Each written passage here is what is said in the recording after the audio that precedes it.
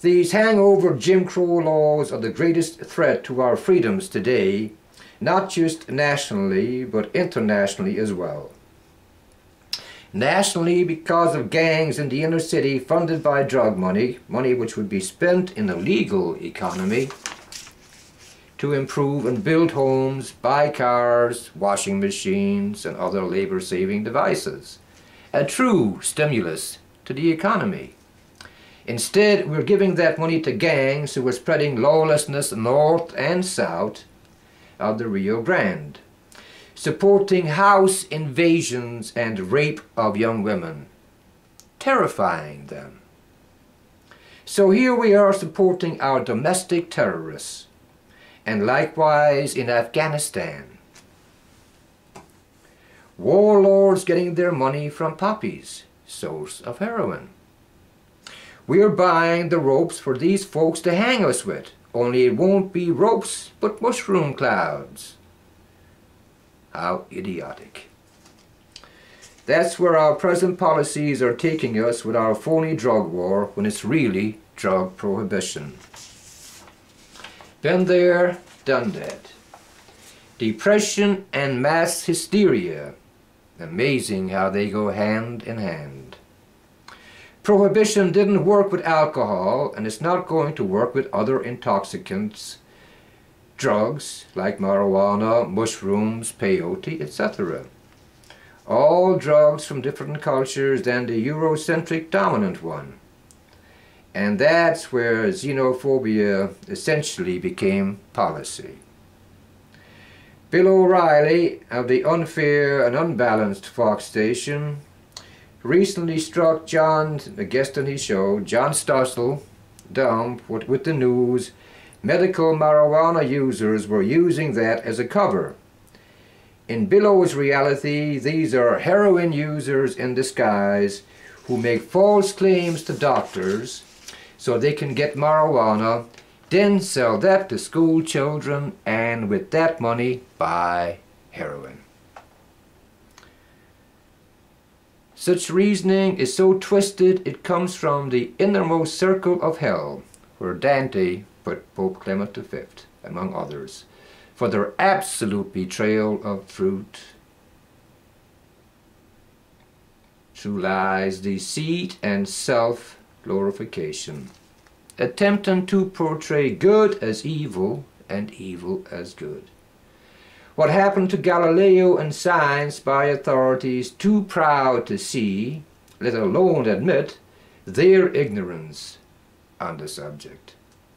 So it's with our drug policies today, sowing the seeds of our own destruction, turning a heaven into hell. Back to Billow the goat, speaking biblically. First off, Billow, heroin users don't go to doctors to get prescriptions for marijuana so they can get heroin no more than alcohol users do. And in that analogy, one should be able to see the absurdity of a pseudoscience psychobabble. Guess what, Billow? Heroin users go to dealers to get theirs, same as drinkers go to liquor stores and bars for theirs. Can you imagine a drinker going to a bar or liquor store, then going to a schoolyard to sell it to a school kid, and then go get heroin? A drinker is going for a drink, fool. That means you, Billow, and your ilk. And same's true for marijuana users.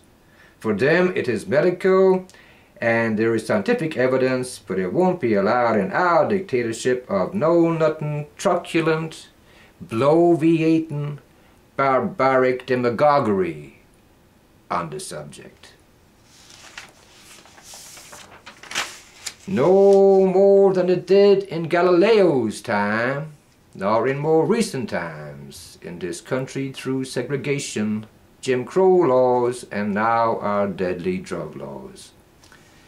Same demons of fear and ignorance reigning, the elephant in the room. Maybe the following will help illustrate ludicrousness of Billow's position on marijuana. Say you want to get rid of a group, same as Mexicans were in 1930s through demonization of marijuana. Take the Irish, for example. Someone, please. America did, okay. To get rid of them, all you'd have to do is demonize potatoes. As soon as your back is turned, they'll turn those potatoes into a listed whiskey and corrupt the youth of the country. Right below? So how's about some of that oh so rare common sense that Tom Paine wrote and talked about? This is an American problem which requires an American solution. And that solution to get the elephant out of the room before the house is destroyed is, for a healthy America, take the crime out of drugs. It would not be a panacea, but it would be by far the lesser of two evils. And that's sound theology according to no less an authority than Thomas Aquinas himself, although same fellow said not to be swayed by arguments which appeal to authority, just on the merits then. Taking the crime out of drugs would pull the rug out from not only our domestic terrorists and their gang warlordism, but the international terrorists as well, who are using drug money trying to destroy us. It's time we stop being stupid or else pay the price for our folly. The Bill of Rights, Fourth Amendment, gives citizens right to privacy, which in reasonable minds with clarity on the subject means adults can put what they want in their pipes and smoke, and everyone else can put that in their metaphorical pipes and smoke that. Farcical truth is we're trying to arrest love. Why not stop the tide coming in as well?